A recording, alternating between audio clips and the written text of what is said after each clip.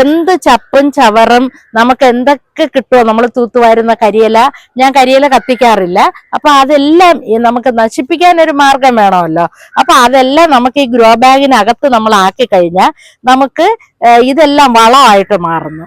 നല്ല വളം. ഒരു പ്രാവശ്യം നമ്മൾ വെച്ച് കഴിഞ്ഞിട്ട് അടുത്ത കൃഷിക്ക് നമ്മൾ ഈ ഇത് മാറ്റുമ്പോൾ, ഇത് മാറ്റിയിട്ട് വീണ്ടും നമ്മൾ ഇതിനകത്ത് കരിയില ചപ്പ് ചവർ നിറച്ച ശേഷം ഇതേ മണ്ണ് തന്നെയാണ് കുമ്മായം ഇട്ട് ട്രീറ്റ് ചെയ്ത ശേഷം ഉപയോഗിക്കുന്നത്.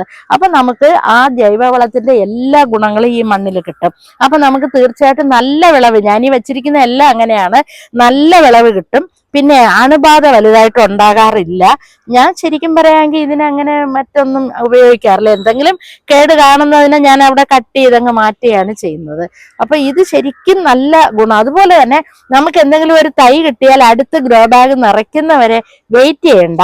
ഇതിനകത്ത് എവിടെയെങ്കിലും സ്പേസ് ഉള്ളിടം നോക്കി അങ്ങ്